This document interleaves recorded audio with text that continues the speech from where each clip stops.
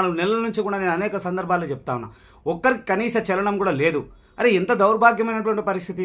మీ సొంత అవసరాల కోసం ముఖ్యమంత్రిని 4 సార్లు 5 సార్లు కలిసినటువంటి దాఖలాలు ఉన్నాయి. మళ్ళీ ఇవాళ ఎందుకు స్పందించారో వాళ్ళకే తెలియదు. మహాసభ ముసుగులో ఒక గ్రూప్ పోతుంది, ఇంకో గ్రూప్ పోతారు. అరే పోయినప్పుడు మీరు ఏం మాట్లాడుతున్నారు? ఎంత మహాసభ కోసం మాట్లాడినా కనీసం పొట్టి శ్రీరాములు విషయం గురించి ఒక్కసారి కూడా మాట్లాడలేదు. దానికి తోడు అదే రోషే గురించి ఇది ముఖ్యమంత్రిని పిలిపించి పెద్ద పెద్ద సభలు చేసిరు. ఆ పెద్ద సభల్లో ఏం అడిగిరు? విగ్రహం పెట్టమని అడుగుతారు. హాస్యాస్పదం. ఆయన ఎట్లా కాంగ్రెస్ పార్టీ ఆయన విగ్రహాన్ని ఆయనను గౌరవించాల్సినటువంటి అవసరం కాంగ్రెస్ పార్టీకి ఉంది. కానీ ఇలా మన కులంలో ఏకైక నాయకుడు మహాత్మా గాంధీని పోలుస్తాం, కానీ మహాత్మా గాంధీ నా ఉత్తరాది రాష్ట్రాలకు సంబంధించిన వ్యక్తి. ఆయనను ఎట్లయితే గౌరవిస్తున్నామో అంతకన్నా ఎక్కువ ఇలా పొట్టి శ్రీరాముని గౌరవించాల్సినట్టు అవసరం ఉంది. మన రాష్ట్రాని కోసం, తెలుగు రాష్ట్రం కోసం ప్రయత్నం చేసినటువంటి ఏకైక వ్యక్తి, మహనీయుడు, ప్రాణాలు అర్పితం చేసినటువంటి మహనీయుడు యొక్క పేరుని ఇలా యూనివర్సిటీ పేరుని తారుమారు చేసి తీసేసి వేరే వాళ్ళ నాయకులు, రెడ్డి సామాజిక వర్గ నాయకుల పేర్లను పెట్టుకుంటున్నారు. ఇప్పటికైనా మన చీమునెత్తరు కొంచెమన్నా ఇది రావాలి. ఇప్పటికీ లేకుండా అదే దాసోహం, అదే ఏమంటారు ఊడిగం చేసేటువంటి బతుకులు మేమంటే మేము ఏం చేయలేం. ఎన్ని సందర్భాలు చెప్తాము. కార్పొరేషన్ గురించి కూడా మాట్లాడితే అట్లనే అన్నారు, మేము చేసినప్పుడు ఏం మాట్లాడారు. ఇవాళ మేమే మా వల్లనే కార్పొరేషన్ వస్తుంది. సిగ్గుశరం ఉండాలి. ఇంతనన్నా 8-9 పర్యాయాలు పాదయాత్ర చేసిన, వందలాది కిలోమీటర్లు పాదయాత్ర చేసిన, ధర్నాలు చేసిన, రాస్తా రోకలు చేసిన, అసెంబ్లీ ముట్టడి కార్యక్రమాలు చేస్తే కానీ కార్పొరేషన్ పైన ప్రభుత్వం ఆలోచన చేయలేదు. ఇవాళ మేమే చేసినాం అనుకుంటాం. సరే సంతోషం, దాంట్లో ఏమాత్రం సందేహం లేదు. ఇప్పుడైనా నిజంగా చెప్తాను, ఇప్పుడైనా చిత్తశుద్ధుడే ఈరోజు బిల్లు ప్రవేశపెట్టబోతా ఉన్నారు.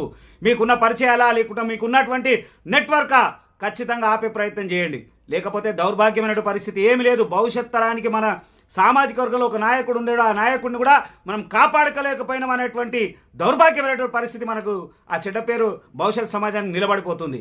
రోషయ్య గారి విషయంలో అనేక సందర్భాలు పెద్ద పెద్ద వేదికలు చేసి ఏం చేసిర్రు?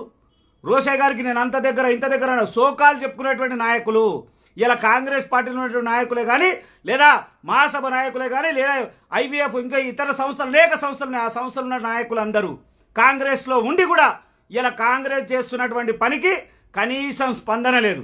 ఇది తప్పు, ముమ్మాటికి తప్పు. ఖచ్చితంగా మీరు నిలదీయకపోతే మీ వ్యక్తిగత ప్రయోజనాల కోసం పార్టీలకు ఊడిగం చేస్తున్నారు. సందర్భం వచ్చినప్పుడన్నా మాట్లాడాలి. ఇవాళ బిల్లు ప్రవేశపెట్టబోతా ఉన్నారు. మీకు ఏం చేస్తారా తెలియదు. దీన్ని ఆపే ప్రయత్నం చెయ్యండి. లేకపోతే ప్రజల్లో మీకున్నటువంటి గౌరవం ముమ్మాటికి సర్వనాశనం అయ్యేటువంటి పరిస్థితులు కనబడతాయి. మేము నిలదీసిన ప్రతిసారి మమ్మల్ని ఏదో ఒకటి అంటా ఉన్నారు. మేము న్యాయం మాట్లాడుతున్నాం, సమాజం కోసం మాట్లాడుతున్నాం, జాతి కోసమే మాట్లాడుతున్నాం తప్ప వ్యక్తిగత ప్రయోజనాలు ఎవ్వరూ చేయలే. 15 సంవత్సరాల నుంచి నన్ను చూస్తూ ఉన్నారు మీరు అందరూ. నేను ఎప్పుడు మాట్లాడినా సమాజ హితం కోసమే మాట్లాడినా తప్ప ఇంకెప్పుడు మాట్లాడలే.